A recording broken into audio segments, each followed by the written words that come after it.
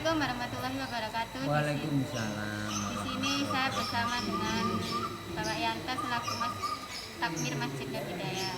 Saya akan mewawancarai bersama dengan beliau. Pertanyaan pertama, mengapa masjid ini dinamakan dengan Masjid Nur Hidayah? Ya, sebelumnya kami ucapkan juga Assalamualaikum warahmatullahi wabarakatuh. Dan kita bersyukur kita dalam keadaan sehat walafiat, alhamdulillah bisa ketemu dengan sampeyan sehingga dalam keadaan sehat. Masjid ini diberi nama Nur Hidayah, artinya nur itu cahaya, hidayah itu artinya petunjuk. Insya Allah bagi kaum muslimin muslimat, insya Allah yang masuk di masjid ini insya Allah akan mendapatkan nur cahaya hidayah, sehingga orang tersebut masuk dalam keadaan suci, bersih, beribadah, insya Allah akan mendapatkan petunjuk dan insya Allah akan digolongkan menjadi orang yang mustaqim. Itu tujuan akhir daripada di masjid. Pertanyaan yang kedua, apa saja sarana dan juga prasarana yang ada di masjid ini? Alhamdulillah, sarananya ini sesuai dengan petunjuk Badan Koordinasi Masjid di Surabaya. Insya Allah sudah terpenuhi.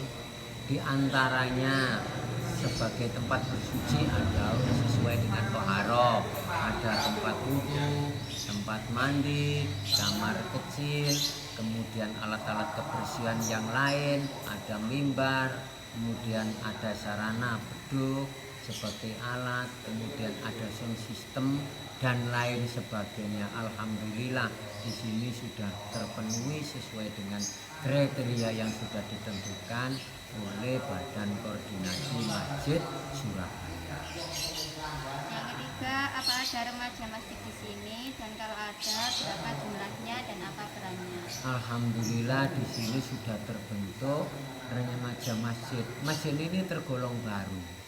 Alhamdulillah di masyarakat ini sudah antusias dan mendukung, dan di jajaran takmir ini ada salah satu seksi pendidikan dan seksi kepemudaan dan seksi pendidikan.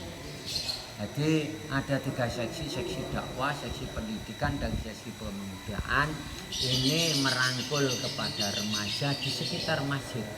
Dan alhamdulillah mereka sadar mau masuk masjid dan dibentuklah yang namanya remaja masjid Nur Hidayah di sini. Dan jumlahnya kurang lebih kira-kira ada 25 anak atau 25 remaja. Alhamdulillah sudah terbentuk. Yang keempat, menurut Bapak di saat situasi pandemi COVID-19 perlukah beribadah atau hanya berdiam diri di rumah karena COVID-19 tersebut? Beribadah itu perlu, bukan hanya perlu. Beribadah itu wajib. Jadi beribadah itu wajib, tidak boleh berdiam diri. Hakikatnya manusia itu tak wa ma khalaqnal jinni wal insi illa liya'budun. Diciptakan manusia dan jin itu untuk ibadah. Nah, ibadah itu sesuai dengan kemampuan pribadi masing-masing. Tidak boleh kemudian kita berdiam diri. Akan tetapi karena situasinya seperti saat ini pandemi, kita sudah mendapatkan tuntunan dari Kanjeng Rasul. Kanjeng Rasul ketika hijrah ke Madinah itu dalam keadaan taun, dalam keadaan pandemi yang seperti ini. Jadi itu sudah tidak asing lagi. Akan tetapi kita punya solusi, kita punya cara, kita punya mekanisme yang sesuai dengan peraturan pemerintah. Di antaranya protokol kesehatan. Jadi tetap beribadah sesuai dengan kriteria ibadah, anjuran Allah, kemudian sesuai dengan aturan pemerintah. Di antaranya tetap melaksanakan protokol kesehatan, menjaga kesucian, kebersihan, mencuci, pakai masker, kemudian jaga jarak dan lain sebagainya. Setelah ibadah juga disemprot dengan disinfektan. Ini merupakan ikhtiar kita. Jadi tidak boleh berdiam diri hanya di rumah, tetap beribadah. Biasanya saat hari-hari keagamaan yang dilakukan di masjid ini itu apa saja, seperti Isra Mi'raj, Maulid Nabi atau kegiatan lainnya? Di masjid ini memang tergolong baru. Dan alhamdulillah di masjid ini setiap ada PABI atau peringatan Hari Besar Islam, besar maupun sederhana, tetap dilaksanakan.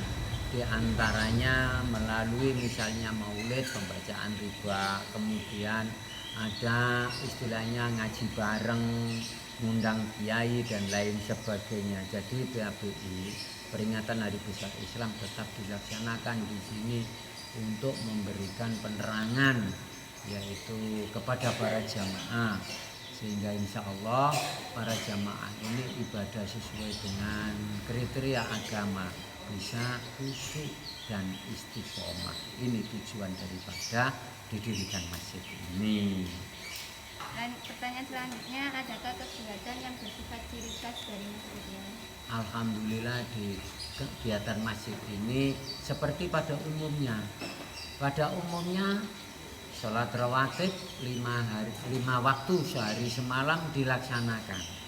Kemudian puasa ada sholat taraweh, witir.